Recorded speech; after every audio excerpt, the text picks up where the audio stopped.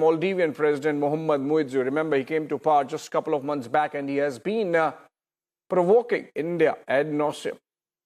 This time, he has asked India to withdraw its military personnel from his country by March 15th. A senior official, in fact, said in Malé that nearly 2 months after the removal was sought, it has not happened and the government there would pursue it. According to the latest government figures, there are 88 Indian military personnel in Maldives, most of them involved in humanitarian activities like relief, rescue, evacuation, etc. Remember, it's an archipelago and about 300 habited islands where evacuations and rescues are very common, and that's what the Indian soldiers do. And yet, Mohamed Muizzu, rabidly anti-India, does not like even that, because he obviously wants a toehold for China in the Indian Ocean region, almost behaving like a puppet of China. According to the... And in a press briefing today in Malé, Abdullah Nazim Ibrahim, the public policy secretary in the president's office, said that President Muizzu has formally asked India to withdraw its military personnel by March 15th. And this has been quoted in Sun Online, the Maldivian newspaper. And this is the policy of President Dr. Mohamed Muizzu and that of his administration. Maldives and India have set up a high-level core group, in fact, to negotiate the withdrawal of troops. This is something in the making. And the group held its first meeting at the Foreign Ministry headquarters in Malé on Sunday morning, which is today morning. And so these developments taking place, fast-paced developments, Mohamed Muizzu, in fact, becomes the first president of Maldives who has not made India the first foreign trip abroad after taking over. He first went to Turkey, then he went to the UAE, then he went to China, and still to come to India. I'm told we have two guests joining us this evening to understand the implications, the geostrategic foreign policy implications of these developments that have taken place in Maldives, in our neighborhood, in the Indian Ocean, very important strategic region over the last 2 months since the coming of the Muizzu government. Ravinder Sachdeva, geopolitical strategist and global geopolitical strategist, and Pathikrit Pine, strategic affairs expert, join us let's have a conversation. Both familiar faces on our channel, and let me begin with you, Mr. Sachdeva. Mohamed Muizzu contested on Out India plank and won. And since then, he has been insisting that Indian soldiers who are mainly deployed for humanitarian assistance, for evacuations, rescue, relief operations, they should be removed. This kind of rapidly anti-India position where the president of Maldives cannot see the good of his own people. Where is he leading Maldives to? A couple of points to my view. One, what's happened in the age of our instant media, things move so fast. We could give time for things to move a bit slow also. But yes, absolutely. I think with respect to India, we have to hammer through. I was just thinking as I was coming to this discussion as to what we are looking at the situation. India has to continue with its hard and soft cylinders firing with respect to Maldives. That's one. Secondly, there's a saying, when things get tough, the tough get going. Big picture, I'll leave it there. The point I'm trying to make, the third point, is that India is facing a challenge and we will face more such challenge. Let's look at Maldives as a case study.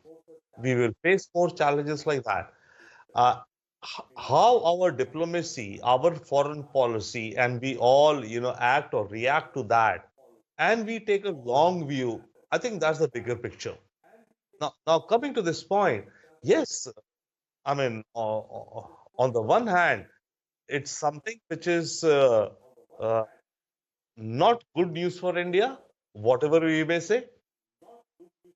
But at the same time, it's a situation for India to take hard steps and soft steps so that the people of Maldives and the polity of Maldives realizes where they are in terms of a geopolitical context.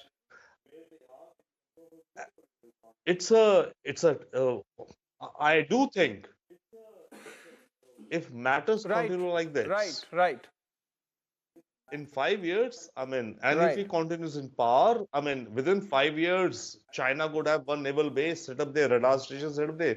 He would sell off some islands. It doesn't cost them anything. The islands are there. All they need to do is give them those. But India has to, and we are.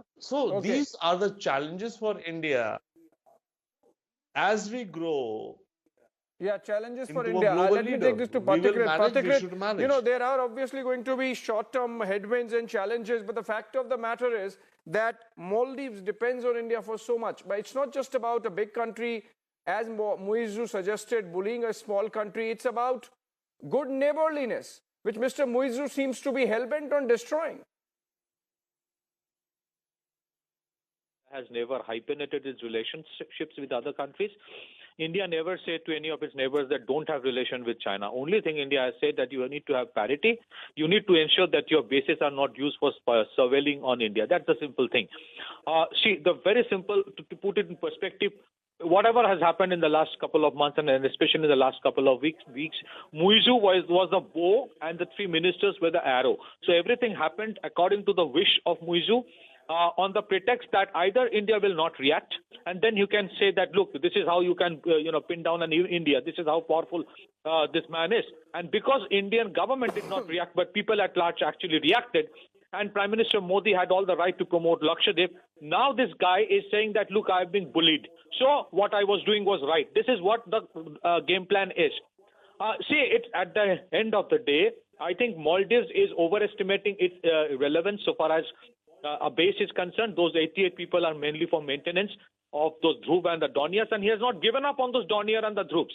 Let's understand, if the people of Maldives cannot see what has happened in Sri Lanka in terms of the debt trap that country is in, a Hambantota, which is an unviable port, taken over by the Chinese, if they can't see what has happened in Nepal or Pakistan, so be it. That's their choice.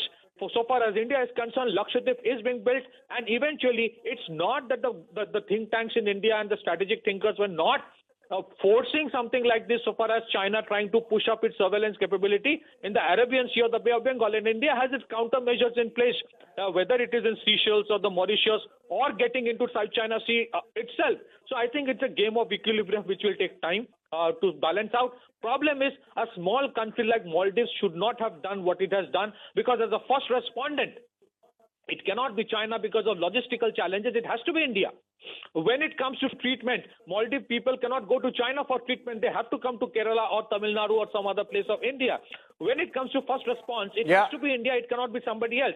So let me tell you, Maldives, Muizzu is like a Rajapaksha.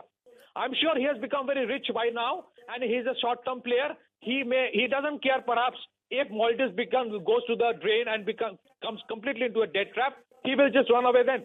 Yeah. But the problem is, these countries need to understand, when two major countries are in a tug of war, you should not try to play these games. And they have made a mistake. It's up to them. They have chosen. Yeah. Let me tell you, Abhishek, one last point. If you go to Malé, you will realize